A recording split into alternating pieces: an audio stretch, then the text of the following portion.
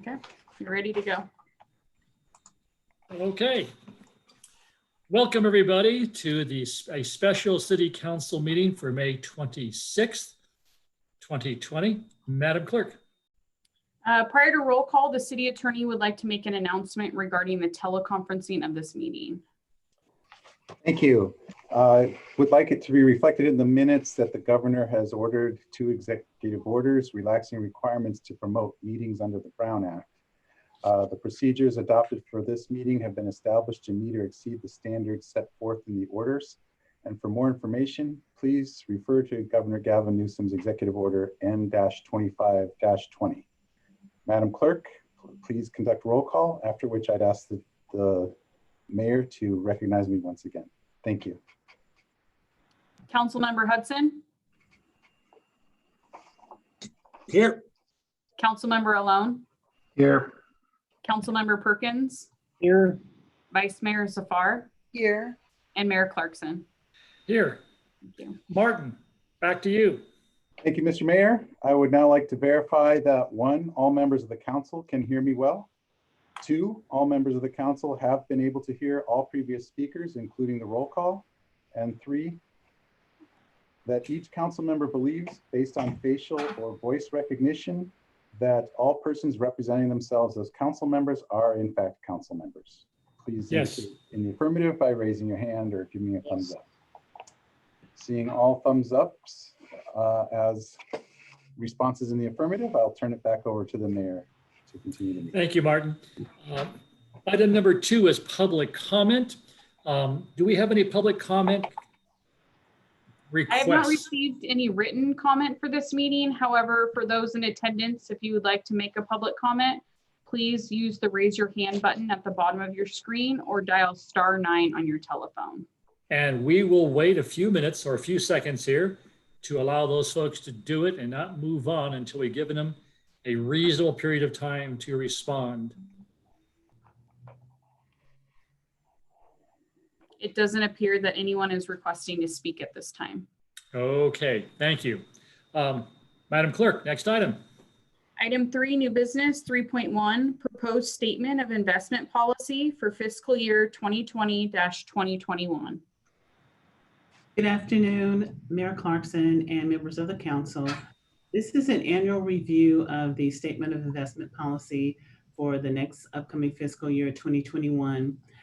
So the statement of investment policy was given to our investment advisors, FHN Financial, for review and to make any suggestions for changes.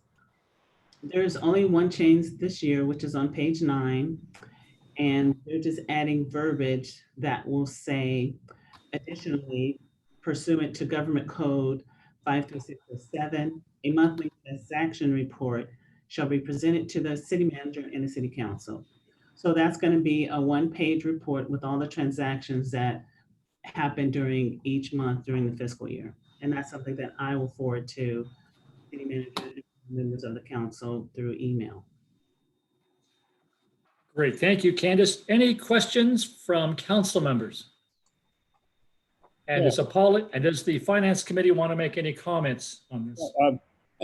Usually these things are a result of some misdeed or missed opportunity. Are you aware of what prompted this particular thing in the state law? I'm not sure about that, but I could check. I'd be interested in knowing. I mean, one of the reasons we have our quarterly review and things like that is because of the bankruptcy down in Orange County, what, 20, 30 years ago. So there oftentimes there are reasons for these things, but seeing a list of transactions, I'm not sure how that really changes things. Okay. I will look into that and then I'll get back to everyone with my answer. Thank you. Thank you. Great. Seeing no further discussion. Hudson. I'm sorry, Scott? Hudson has his hand up. I don't see his hand up. Well, click on so you can see the participants. I do. I don't see his hand up. Yeah, I do. But Dave, if you want to talk, go ahead. Yeah, I was Darn, Scott now I got with see it. that, with It just came the up. comment he made about Orange County. I still remember giving Bill Lindsay, when he was here, a report of that Orange County thing. That was with a lot of bad decisions. Candace, this thing that you're going to give us monthly now, is that what it is, or bi-monthly? That's It's monthly. different than the warrants that we receive, or Right. it's not hand in hand with that? No, it's actually a part of the quarterly investment report. It's in Okay. the portfolio. It's trades. Going to send that one page that has monthly transactions to you. Okay. This has nothing to do with people calling in saying you better change your password, or emailing in, or all your transactions are going to be voided out, or it's nothing to do with that. It's just simply the quarterly report, and you're going to give us. Right, but on a monthly basis. It won't be the whole portfolio. It'll just be one sheet. Okay. Thank Good. you. I have a question for Martin. On this and the other 3 items, should we have separate public comment on each one? Yes, please. Thank you. So what I'm going to do, as you guys think about making a motion, I'm going to ask the city clerk if anybody would like to address the council on this particular item. For those in the audience that would like to speak on this item, item 3.1, please use the raise your hand button at this time or *9 on your telephone. It doesn't appear that we have any requests to speak. Okay. Is there a motion? I'll close the public comment. Is there a motion? I move we adopt the City of Centerville investment policy fiscal year 2020 to 2021. Second. Moved, seconded by Hudson, I believe. And actually, this item will come before council because don't we need a resolution, Kansas, for this one? I think we normally do a resolution. Yeah, so we'll be bringing it back to council at the next council meeting for, on the consent item for approval. Thank you. Madam Clerk, can we have a roll call vote, please? Councilmember Hudson, Aye. Councilmember Alone, Aye. Councilmember Perkins, Aye. Vice Mayor Safar, Yes. and Mayor Clarkson. Aye. 3.1 passes 5-0. So quick question through the mayor. It says we just read the purpose. There was no resolution. We still voted on that, on the purpose? I wasn't sure, like, how this goes. Well, again, I will defer to Martin in terms of process that we approved the proposition brought to us, and they'll be putting it into a proclamation mode and having it come to on the consent calendar. Is that an accurate description, Martin? Yes, and if all you're doing is receiving a staff report and providing input, you don't necessarily have to make a motion. But if you're adopting a minute order or a resolution, then yes, you would have to make a motion to do so. So what was it in this case? We were just receiving it, or we were also? Gave direction. I'm sorry. Said to move it to approval at a meeting in 2 weeks to approve a policy. Yep. Dave, you had your hand up. Any more comment? That was it, that we did give direction, and so it's redundant, but it's okay. I was happy. I'm fine with it. Yeah. I'd rather, my bias, and unless Martin tells me otherwise, my bias is that we be as proactive about having these things received and voted on as they move up, so it's quite clear to the public what we're trying to accomplish. Okay, makes sense. Thank you. Madam Clerk, next item. Item 3.2, proposed statement of the general fund reserve policy. Good afternoon, everyone. I'm here to present the proposed statement of the general fund reserve policy. On, I believe it was May 12th, we brought management partners before you to give you a final report of their analysis of our general reserve policy. And I'm here today to to recommend their recommendations and have a discussion with the council.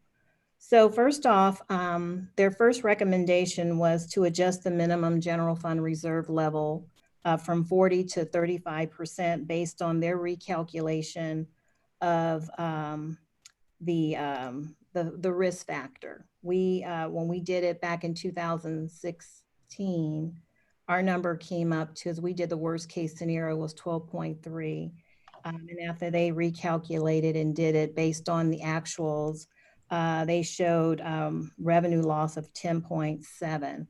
So they're recommending that we lower the reserve policy to 35%. And the other piece to that was recommendation number 2 was to incorporate the Doherty Valley transfer payment that's approximately $2 million in the total general expenditures, general fund expenditures. So if the expenditures are say like 48 million, we would add that 2 million to come up with the total expenditures before we make that calculation. And by adding this recommendation, it would take the reserve policy to 36%. So that 36% is the percentage that I want to discuss with the council if they're comfortable or if they want to approve that number, that percentage, or do we want to have a discussion if to stay either at the 40% or drop the 40% down to 36% per the recommendation. Any discussion on that? I've got a couple of things. One, these consultants came in and not only looked at how we approach this, which was quite conservative, but also looked at what other cities do, and typically they're in the mid-20 range percentile. That's a couple of things. Thirdly, when we did the look previously, there were most of the cities that we looked at that kind of, I don't know, in some respects viewed it as being in a peer group, and I don't mean around here necessarily. They often counted things that we don't in reserves. The specific example I'm thinking of is our equipment replacement fund. There's, I believe, north of $3 million in there. Any chief financial officer coming in would view that as reserves. It's not labeled as such, but it's got a specific purpose, but it's clearly a reserve because by council action, we could go in and say, well, we're going to use that for something else because we've got an emergency here. So we have more than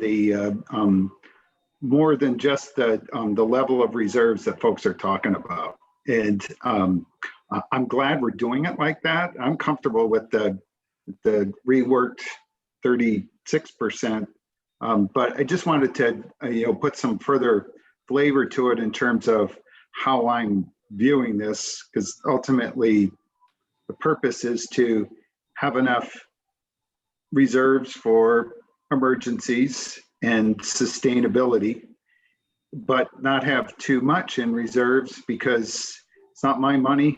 It's 85,000 people's money. That's how I've always viewed it. And I think this is a way of balancing it in a prudent fashion. I have Scott, then Sabina, and then Dave. Scott. Thank you. Yeah, I think Phil just said it very concisely. This is a real balancing act.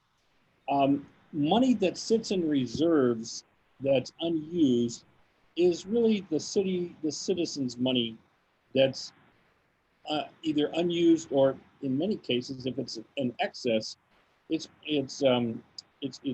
underutilized funds that could go to provide services for the citizens.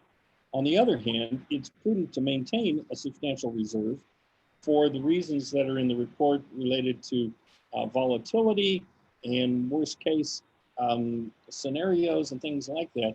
And by doing an analysis of the recent Great Recession and determining that the revenue loss was 10.7 million and not 12.3, you really make an excellent effort to quantify the risk.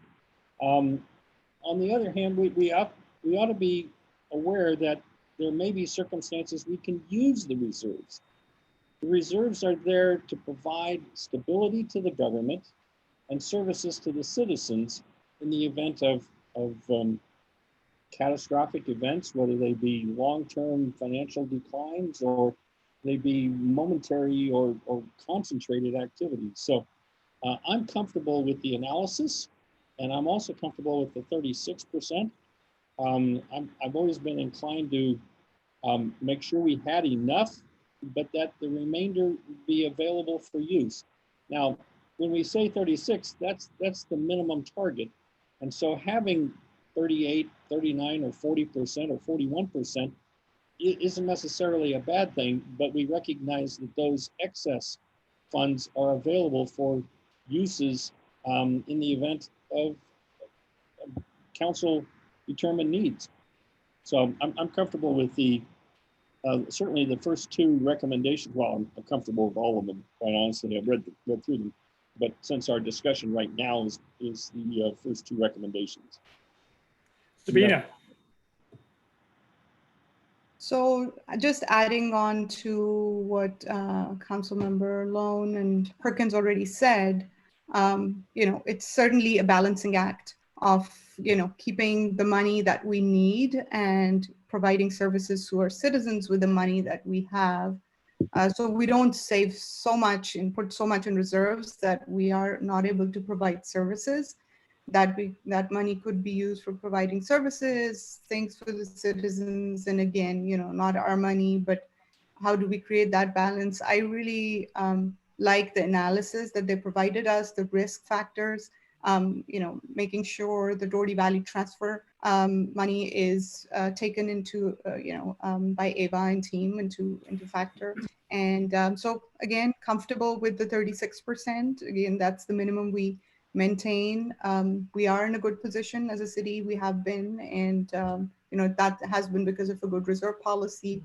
And based on some questions I had maybe a month or so back around how we reach this number, so that completely makes sense that the 36% is more than sufficient to kind of get us over the hill if we do get into a bad economy or recession. So just kind of agree that I am pretty comfortable keeping a minimum of 36% here. Dave. I won't be voting for this. I guess I'm the contrarian. Every year, come to the retreat, we talk about going after a specific number. And all I've seen in the last several years is a percentage dropping. When that guy gave his report, he talked to you about lawsuits. I haven't seen any lawsuits settled for 3% or 2%. It's an actual number, and it comes out of right field, and you're not prepared to keep a 35% at that point. I think the 40 was about a minimum number when we dropped to it. I can understand if something came up catastrophic and it dropped to 35, and then the policy should be that we would work towards getting it back up. But there are people out there that think that we should be ready if an opportunity comes to take care of trees, to take care of a golf course. There's a bridge coming up that we got 2 million into. What if it runs over? I don't think this is a time to drop below this unless it is this COVID related. But that's my opinion, and then I can count to 3. I also share the same concerns that Dave has expressed. I thought 40% was a good target number. I think that to Phil's point, if I was to come into an organization and see money set aside for replacement of vehicles, we can use that to fill a gap somewhere else, but it creates a hole, which is that was meant to eventually replace vehicles, and now we're going to have to replenish that some ways. So it's interesting. It's a hybrid reserve.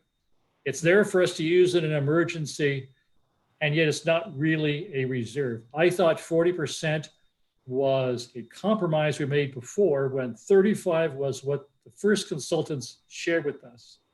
And we wanted to be a little extra conservative, and we bumped it up to 40. Even though we can't necessarily keep it at 40% given today's economic times, I'd like for it to remain our target, even though we're not going to be there now. In fact, we're still the envy of most cities with our reserves versus what we are looking at for possible projected deficit spending. So we're in really good shape, but I would like 40% to remain our goal, even though it may not be the reality of what we're doing.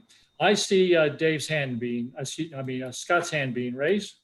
I had a question. I don't know whether this is Martin or Ava or Candace, but about lawsuits. Now, we're members of a municipal pooling authority. Is that right? That's correct. And they handle lawsuits against that are filed against the city. And I assume that there are limits. I mean, there are limits below which the city directly pays, and then there's a range of suits in which the municipal pooling authority takes over. Can you tell us what those limits are? I would have to pull out my. Roughly, is it 10 million? It's about, is it about 5 million? Hold on one second. Let me see if I can. I don't believe we're covered fully under every lawsuit in every situation. However, there's only certain lawsuits that apply. Can't quite hear you, Joe. I'm sorry. Joe, your volume is very low. I said, I don't believe that MPA covers every type of lawsuit. I believe we're covered in certain situations, and others where we have to defend ourselves. That is correct. So for example, if someone petitions the court for a writ of mandate against a decision of the council or on appeal, those would pretty much be covered by the city and not by MPA as a general rule. What kind of, I'm sorry, I'm not a lawyer, but what kind of things would that would be, for example, if there was a disagreement with a decision on a land use case, and a neighbor petitioned the court for the city to change its ruling, and those would be handled by the city and not picked up by MPA. Okay, so something like what they're experiencing up in Lafayette, how that might transpire with their what's it, Deer Creek or whatever it is, the 318 unit thing, that would not be an MPA thing. That would be a city covered thing. Not under our coverage with MPA, no. Okay. Thank you. Okay, well, I have a process question here. It's for the council members. Do you want to give staff feedback on each of these 6 items separately? Or do you want to vote on this? Well, we will be voting on this as a whole package, but do you want to go through each one of these separately and give our feedback? Or do you want to go through them and then circle back? What's your pleasure? My expectation is the other recommendations are not going to be controversial at all, considering that they're mainly administrative in form for the most part, and don't reflect any substantial change to the way we do business. You know, changes some wordings from actual to estimated, and changing how we refer to our general fund. I don't see those as being the least bit controversial. The reason I raised the question is for Dave, because Dave, if you were to look at this and have an objection on one item, clearly saying that one item, but either voting for the whole package or not, which I believe we have to do.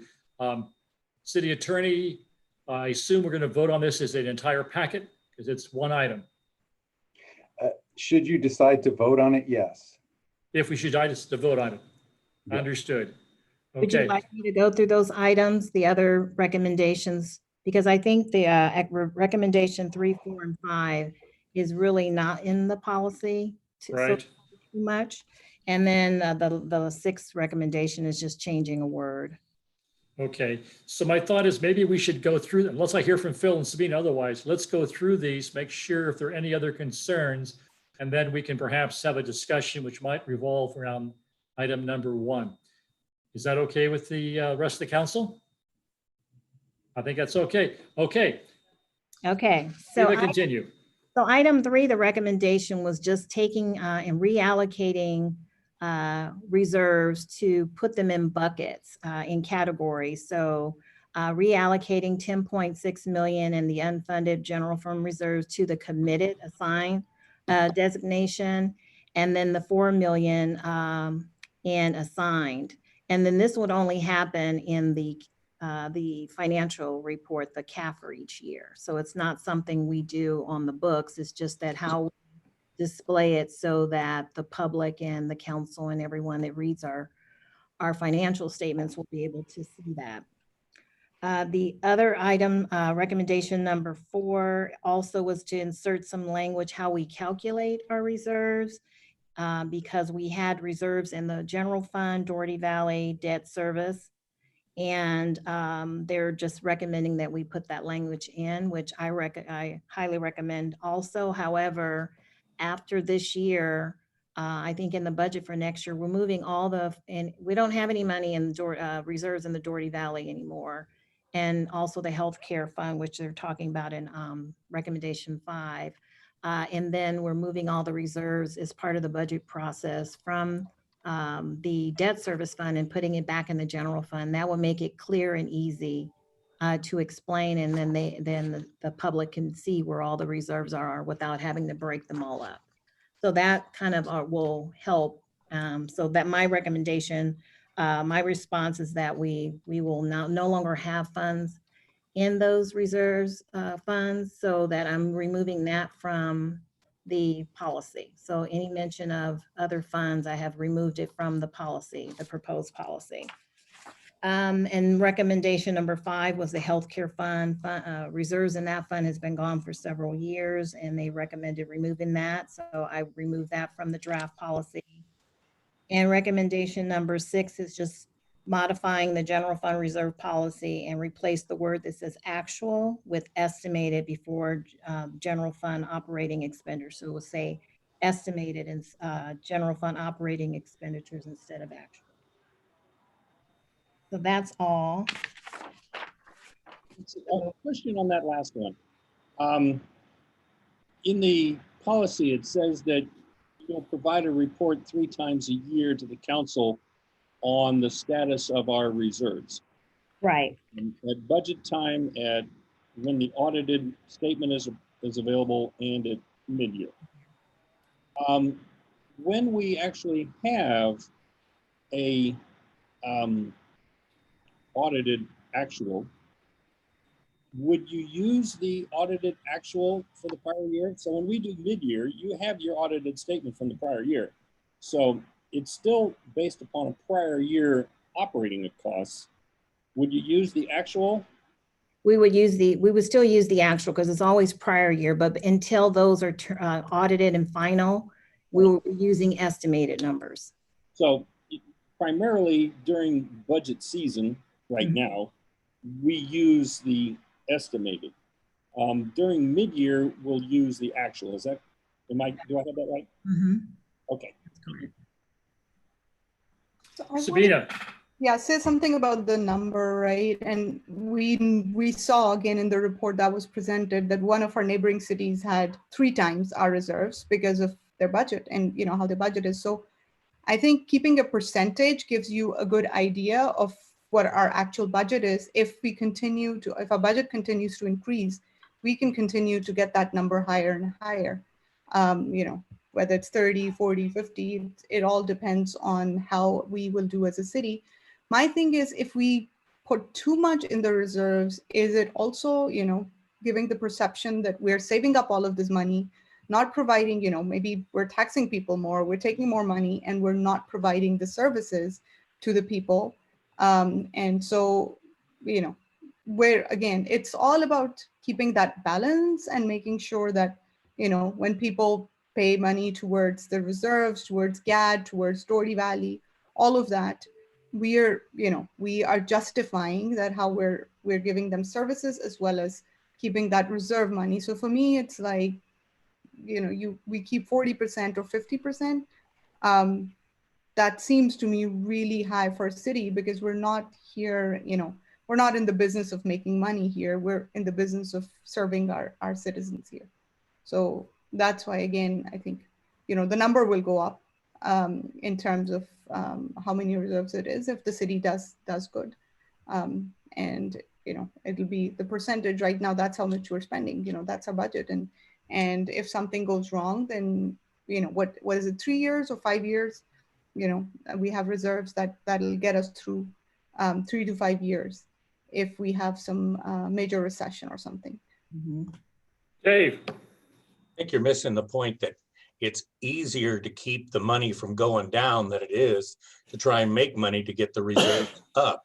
And that's why we end up just changing the percentage. When you start looking at the actual dollar numbers, which was what we should be focusing on for a minute, and you go 5 years out, what is our budget going to be? Then you have to say, all right, if we didn't raise one extra nickel because we want to keep the services, what is the percentage then? Now, we did that the first time we went through this when we were talking structural deficit. And in 5 years, just staying where we were at 30 million, we were going to be down to about where we are. So it's a balancing act, but you have to look ahead as much as what we're looking at right now. And I'm not sitting here telling you I'm right, you're wrong. I'm telling you that when you just go in one direction, and you've been through one of those nasty little recessions sitting in a seat, you get very concerned because the revenues aren't there that they were supposed to be. And all of a sudden that percentage looks really bad. And that's why maybe I shouldn't take a hard line, but I do at the 40%. And more importantly is looking at that money. I never wanted to go under 30 million, and I was wrong. The 30 million wouldn't have fit what we were trying to do back when we were doing the 5-year assessment. But right now, I'm very concerned as we drop down closer and closer to 20, that it isn't going to be a case of percentage. It's going to be a case of anytime we need anything that costs anything, $20 million gets gobbled up a lot faster than it should, but it does. So, I mean, I'm a little set in my ways. I do it because I've seen how fast it can go, but it is a lot easier to keep it from going down than it is to try and make it up when you need it. Recessions are not money makers. Phil, do you have a last minute comment? Couple of things. I'm really glad that first of all, historically, to my understanding, the reason that this money was moved around in like Doherty Valley Fund and such was fear of the state coming in and taking money. And the reality is the state could have come, the state, if they really wanted to do that, would have come in and said, oh yeah, those are general fund money, who are you trying to kid, and taken it if they were really going to. So it gave a council at a time comfort. That didn't come to pass, thankfully, but what it did do was create a convoluted way of having to explain reserves. And I think this is much better than saying, these are the pots, this money's committed to this money's committed to that. That makes more sense to me, just trying to explain it to a resident if they ask, or trying to explain it to the next member of the city council when they ask, because I'm 9 years into this and I think I finally understand how it gets moved around, but I don't like having to do all those gyrations. So I'm glad we're doing that. The estimate now makes much more sense, the estimate language, because they're always trying to chase this moving target. The other thing that I didn't mention that I can appreciate that, what are we going to do if, which is how you're well, how we all approach this, but Dave, you're thinking 5 years out. The reality is, from my perspective, what doesn't get talked about is what I would do if I were on the council and we had 4 bad years. I would cut staff. All right? That's what I do, because that's what you have to do sometimes. And when push comes to shove, there's other actions to take. And if we have a number that's too high in reserves, then we aren't putting money into roads, which is actually underinvesting and creating bigger expenses down the pike. So there's other actions that one can take, but it's also by keeping a higher number and withholding services from people is no different than having a lower number and then in year 3 cutting back services. It's actually better because you've at least provided the services in those 2 years that people wanted. So I think there's enough flexibility here. Experts have come in and said, this is more than enough. There's extra pots of money. We're defining it more by saying, that's how hospital funding, healthcare funding is another sort of fund accounting, and that's how they do it, restricted funds and those sorts of things. That's fundamentally what we're talking about here, designated restricted. So I like the language that's used. Dave and I disagree about the percentage, but that's fine. I'm gonna vote for this, and so that's where I stand on it. I think we've landed in a good place, and we have created a less likelihood of hamstringing city management when it comes to coming up with budget numbers in tough times. Thank you, Phil. I see Scott got his hand raised. Yeah, Dave and I were both on council during the Great Recession, and we endured that. And I give a lot of credit to the city staff for managing us through there. And one of the things we did, of course, was we froze hiring, and we froze salaries. And by freezing hiring, you had some level of attrition and created vacancies. And I think, I don't need David to answer this question, I'm sure. We've never fully staffed back up to where we were in 2007. I suspect that we're still at or below the numbers we had back then. And so there are things we can do in addition to dipping into reserves. And we did some prudent things back then, and I'm sure that Joe and Ava and the entire staff could come up with a list of prudent things we could do going forward that would save money, that rather than your first step dipping into reserves. And so going forward, I like having the analysis that backs up these numbers. I'd like to also point out that when you add $1 or you add $1,000 to the budget, you have to add $1.30. You have to have $1.36 in new revenue, or in the case of $1,000, you have to have $1,360 in new revenue, because the 360 would go into the reserves and the 1,000 would go into the expenditures.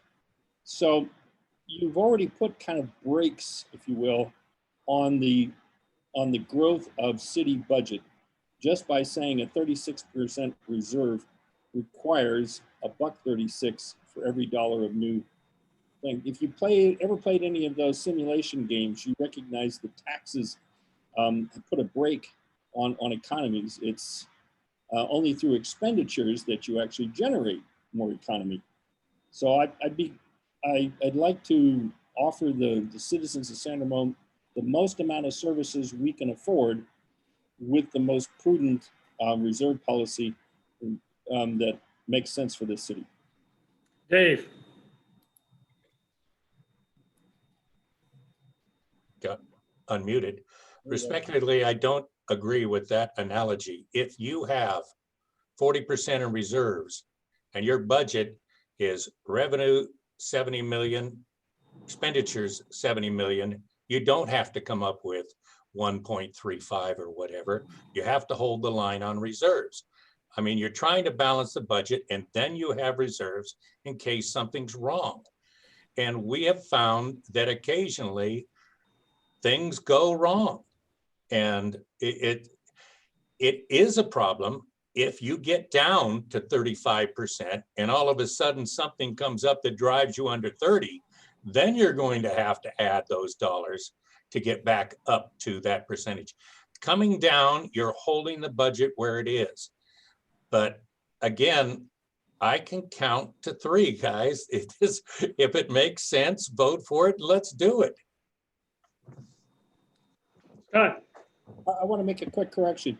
Dave, I was talking about as you increase budget, if you add $1,000 to your budget, you have to have $1,000, 360 to it, okay? It's when you're increasing budgets that you have to have an extra 36% to put into the reserves.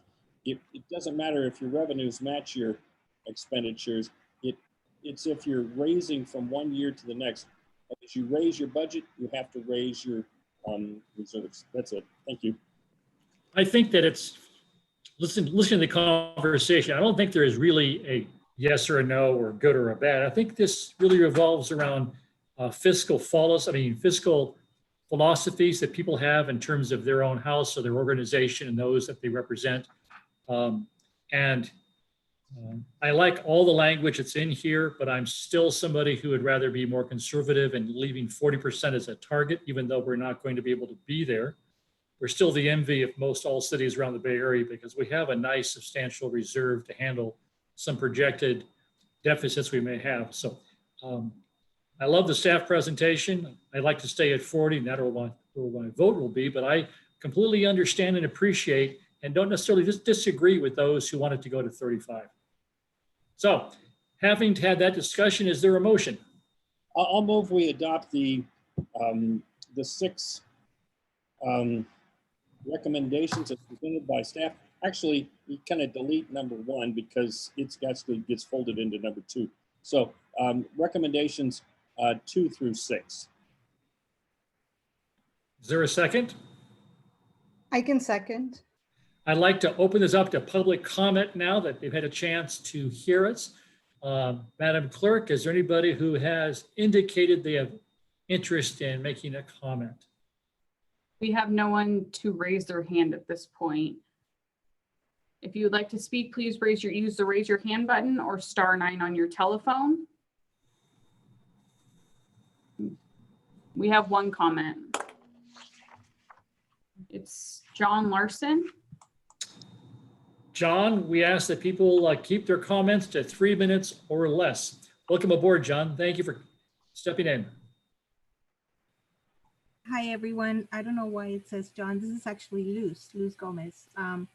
The account that we're using for Zoom is my husband's account. So I am checking you guys out. And thank you for this discussion. It's very interesting. And I am very curious to obviously learn more, but it seems to me that given the situation that we find ourselves in as a city, we're facing fairly uncertain times moving forward, that it does seem like it would be prudent go to a higher reserve percentage that we could dip into as the need arises. And as I foresee potentially more need moving forward, it will be great to have more reserve to potentially be able to access. So that's just my brief 2 cents to add to this conversation. Thank you very much. Anybody else wish to make a comment, Madam Clerk? No, we have no additional requests to speak. Okay, I'll close the public comment. Any further discussion on the motion? Seeing none, Madam Clerk, roll call. Councilmember Hudson, Yes. No. That is a no, Christina. I was answering the phone at the same time. thank you. Councilmember Alone, Yes. Councilmember Perkins, Yes. Vice Mayor Zafar, Yes. Mayor Clarkson. No. The motion passed three votes in favor and 2 against. Great. Next item. Item 3.3, proposed pension funding policy. Okay, this is actually a new policy, and I thought it would be a good policy to provide on pension funding, how we fund the trust, to provide guidance in making annual budget decisions, just demonstrate prudent financial management practices, reassure our bond agencies, and show employees and the public how pensions will be funded. Nothing in this funding policy shall constitute an obligation upon the city nor an implied contract. The city council may revoke or amend this policy in the best interest of the city. So I kind of, in the pension policy, I just kind of went over some background about pension, but the main thing in the policy, I just wanted to show how we're currently taking the CalPERS actuary determined contribution. We automatically, that's required that we do going on a monthly basis, we pay that. The new would be the Section 115 trust that we created. We kind of fund it sometimes, we don't. This will be a mechanism just to say that we will consider making contributions to the pension fund. We would strive to do that. And then there's a section on additional discretionary payments contributions to CalPERS, because there's another option that you can make a payment directly to CalPERS. So that was the reason to just have this policy as something that we can kind of show how we're funding our pensions. And then we would show how we are transparent in our reporting to show that the information is, the actuary will be online. It will be information to point to in our CAFR, which we currently have, and in our budget. Any questions on that policy? So what you're really doing here, Eva, is just writing down what we're doing now. What we're doing and how will we fund the pension? So it can be better explained just as a general Correct. matter of course. Thank you. So at some future date, we can actually draw on the 115 trust to make our CalPERS payment. Is that kind of the intent of that 115 trust? That's correct. And anytime we put money in the trust, it counts towards our asset for our unfunded liability. So even if we're not making the payment to CalPERS and we're just building the trust, it will still offset the net liability. And we can put that in our financial statements. The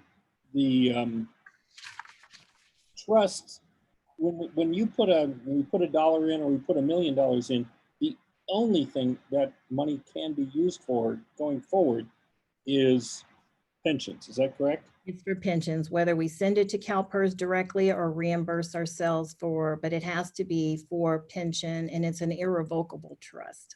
Right. So those dollars always count towards the pensions owed to city employees going forward. Okay, thank you. Yeah, I just wanted to say one of the things which Councilmember Lone had referred to earlier. Coming in as a new council person, it's hard to understand all the different funds and the pension and where the money is going. So I appreciate all this clarifying language, for everybody to understand as well, how we kind of move the money around and, which funds and how we put it in. So yeah, I think it's good, really good. Thank you. Seeing no other comments, I'm going to open this up for public comment, and we can circle back around for a motion. Has anybody in the audience indicated any interest in making a comment? Please use the raise your hand button or *9 on your telephone at this time. We have no requests to speak. Okay, I will close the public comment and look for a motion. I'll move we adopt the pension funding policy as presented. Second. A motion by Perkins, a second by Hudson. Is that correct? Great. Madam Clerk?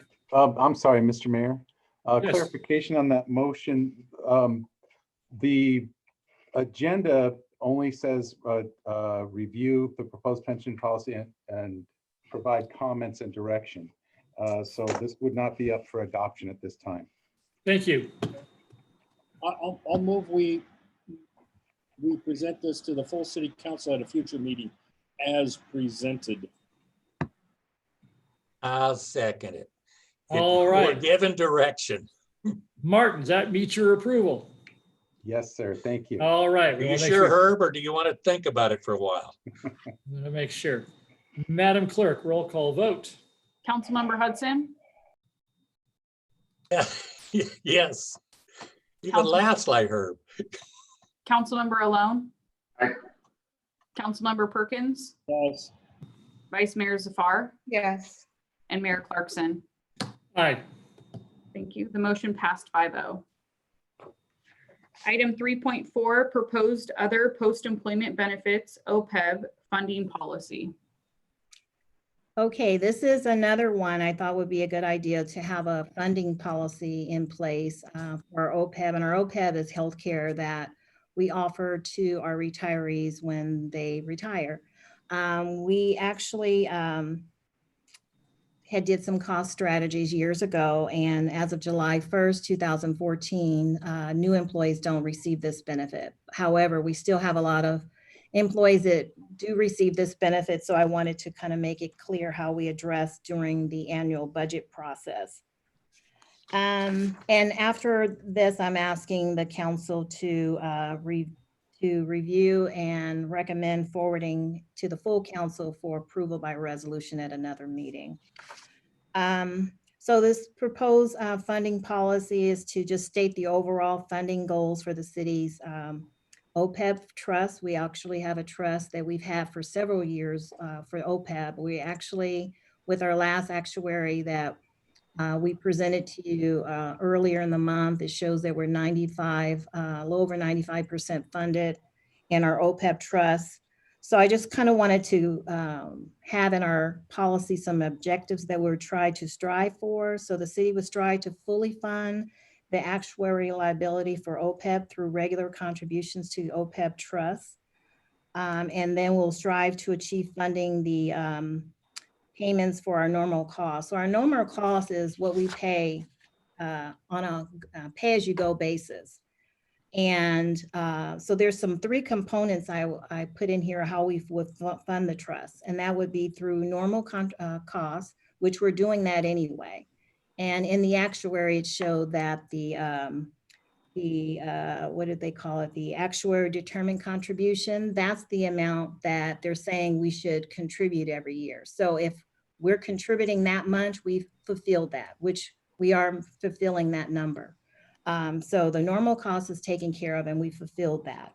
Even though that $1.4 million number that's in the actuary, we're making that payment on an ongoing basis. And then the other component would be to the amortization payment for unfunded liability, actuarial liability. The city would make an additional contribution each year towards the unfunded actuarial liability. So we're trying to get that unfunded liability down and to stay above a certain percentage, or our goal is really to stay 100% funded. So the city will begin funding 1% of salaries in fiscal year 2021. That equates to about $300,000. And the city shall increase that contribution to the trust by 1 percentage point each year. And once we get to the 100% and we're over that, anything over that will be a credit towards the trust, meaning that we wouldn't have to make. So if we had our credit was say 100,000, our payment to the trust will be whatever less 100,000 we wouldn't have to make because we're above the 100%. And the third component would be the additional discretionary payment, similar to the pension trust. We would, the OPEB trust, if it's ever less than 100, we would come to the council, as it would be at the discretion of the council, to make an additional contribution from year-end budget surplus if there's any. And the dollar amount of available one-time funds would be presented to the council with recommendations for contributions to the trust after we've analyzed and all the city's funding goals have been met. So that was the whole purpose of the OPEB policy, is just to kind of show how we fund our OPEB and how will we going forward continue to fund the trust. Any questions? Scott, are you all right? You've been holding your head for, Scott, So the OPEB trust, that's an irrevocable trust as well. That is So any money that goes into it can only be used for OPEB. for- correct. for other pension, other benefits. Okay. And the only part of this, okay, the normal cost, we're making that as we go. Mhm. The amortization, so we're going to begin doing this 1% of salary in 2021, and in 2020, 21, 22, it'll be 2%, and then we grow from there. Yes, Uh, we'll go from there. Now, there comes a point at which you're now, 12 years from now, you're taking 12% and we're already funded. So at some point, you're going to stop increasing that. It's But- only 1% until you're at the 100% mark. So once we're at 100%, we wouldn't have no reason to fund it. Okay, and so you wouldn't have any reason to hold that 1% of salary, or by that time, maybe it's 3 or 4% of salary, it would then drop to 0? Yes. Okay, could you revise the number 2 to include some more clarifying language that when we are at you say this amount will be a credit towards the payment of the trust, but it doesn't say that we'll stop pulling the 1% or the 2 or 3 or 4 or 5. Do you want to include language? Yeah, could you include some additional statement as to when we are in fact at 100% funded, what happens going forward? I believe our funding, maybe Eva can clarify, but that doesn't compound on it. So it's not 2% the next year.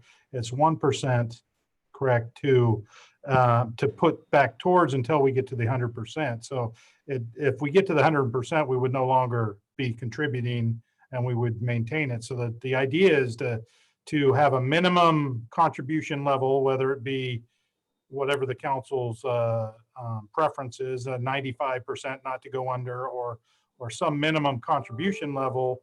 And then in our budgetary process, we would use that policy to increase. great. Scott, is this the same question? Well, yes, it's along the same lines.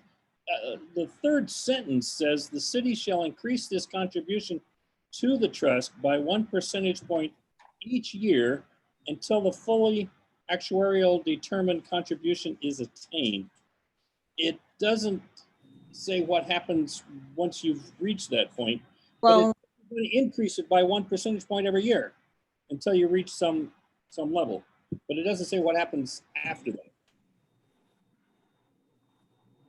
okay, I'll make it a little bit more clear on Thanks. in that. It's Sabina. If I wanted to understand, have you done any projections to say, we'll reach 100% in 10 years, I don't know, 15 years, or have you been able to do some Actually, sort I'm of? working on that. I actually, the person that did our actuary, we actually bought some software and they had actuaries that worked with them. So that's why we end up switching to a different actuary this year. I just got an email a couple of days ago saying they finally finished building the OPEB section. We actually have it on pension, and I will be able to go in and say, okay, what if we contribute $300 or $1 million? How would it look? And how long will it take us to reach the 100% level? And even with pension, we can put in there, like when interest rates have dropped, we can even change the interest rate to say, okay, there's now going to be negative 4%, how that's going to affect our pension and how long it'll show out 30 years, how long, how our pension liability will grow, or if we make contributions to the trust, how it will reduce our liability. So I had that, COVID-19 kind of hit right when they were finishing everything up. So it's been kind of difficult to train them, and we've been working on budget, but we have these two software. It's the same program, but we have these two different softwares that they will be able to help us in the future calculate and do some what ifs. So I'll be hopefully using that going forward. So it's going to help a lot that we can kind of put in a number and say, if we contribute X amount of dollars, how long will it take us to reach the 100% mark? Okay, so they Dave, can then Phil. modeling. I'm sorry, Savita, go ahead. I was just wondering, some sort of a modeling that Yes, That- it's a the model and get a visual. Okay. Yeah, and hopefully, once we learn it and get comfortable with it, we can kind of give a presentation to the full council, just so you guys can look at it and see. Thank you. I think- Dave, Yeah, through the mayor to member Perkins, this is a policy. Scott, were you thinking additional verbiage on 3, a number 4, an addendum? I mean, you done some thinking. What were you thinking? Just clarifying language in the policy, in the report. Let's see, what page is that? It's page 33. So it's the last page. The last page of the staff report. In the paragraph number 2. Okay, Payment, just some clarifying language about the 1%, and 1% goes to 2%, and 2% goes to 3%. And okay. So you're saying in line 2? no, I'm saying in Too. paragraph 2, number 2. Yeah, that's what I meant. Yeah, it's Number just- 2. Yeah, number 2. Just some- Okay, okay. right, Phil. I think first of all, we have the luxury of talking about this and nibbling away to get to 100%, which is, that puts us in a tiny minority of cities in California. So that's, plaudits to the numerous people involved in all of that. That's one thing. Secondly, the moving target in this always is the actuary's analysis. And thankfully, we have a healthy retired workforce, but actuaries also make decisions based on the fact that those people are healthy and continue to live. So that's it's an ongoing moving target, and understanding a little better how we're going to deal with this on a go forward basis, because this was fully funded 2 years ago.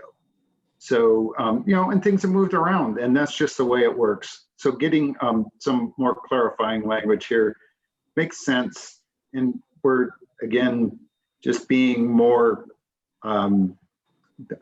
codifying, if you will, or how we do things, and taking a little bit of what might appear to be smoke and mirrors to folks out of this. But then the final piece of this is, from 2014 forward, new hires don't get this. So this fund will eventually winnow, just by virtue of the fact that there will be less recipients. Takes a long time, but that's eventually going to be what happens. So this is an encapsulation of a particular set of people, and good on them that they're living longer. But that's and healthcare costs go up, so it's always going to be a moving target that's just a little out of the reach, probably. But I like what we're doing here, and it makes sense. Scott. Got to help if you had your mute off. Okay. Maybe not. I think, for people listening here, we ought to give a lot of credit to Greg Rogers and Jim Livingstone, because Jim and I were on the finance committee when Greg Rogers brought this to our attention, and we started this, way back in 05, 06 or somewhere around there. Is that right, Eva? 05, 06, about then? We started out small, and we put the money into the fund every year, and like Phil was saying, we're at 100%. And I doubt that 5% of the cities in the state are over 90% funded in OPEB. That would, when I talked to, Mr. Coleman, Michael Coleman, about this, he told me that, yeah, this is unusual for a city to be better than 90% funded. So give a lot of credit to Greg Rogers and Jim Livingstone for putting us in this position today, that we're working on the last 5%. And the last 5% is because, as Phil says, it's a moving target. interest rates change, the cost of healthcare changes, and then the number of people that are actually drawing on the fund changes from year to year as people retire. So it's all going to kind of move around a little bit now and then, but gosh, we're dealing with the last 5% of a really big problem that most cities haven't even hardly touched. We seem to have lost Dave. Oh, darn. Right. Well, I'm going to look to Madam Clerk as go to public comment. I think in all this excitement, I don't think we've actually asked for public comment yet. Is there anybody who has indicated they want to raise their hand? For those that would like to, we have Luz Gomez would like to speak. Okay, Hi, everyone again. I would like to echo what Scott just said, that it's really impressive that the city has managed to arrive at this 95% OPEB funded liability. That's really good. And it sounds like a good policy to set forth to get back to 100. So yeah, I think the city is definitely moving in the right direction with this. So thank you, staff, for helping to make that happen. thank you for the comments. Again, as somebody want to go check on Dave. I don't see him on the screen. Is there a motion to move this, to give direction and move this along to staff? I'll move that we forward this policy with minor amendments to paragraph 2 to the full council. I'll second. Moved by Perkins, seconded by Olone. Do we need to wait for El Perdido to return, don't we? There's the quorum. We got a Oh, quorum. We got a quorum. We're okay. Madam Clerk, roll call vote. okay. Councilmember Hudson is absent for this item. Councilmember Alone, Aye. Councilmember Perkins, Yes. Vice Mayor Safar, Yes. and Mayor Clarkson. Aye. The motion passes 4-0 with Dave being absent for the vote. Great. Madam Clerk, next item. Item 4, adjournment. Is there a motion to adjourn? Bye-bye. All those in favor signify by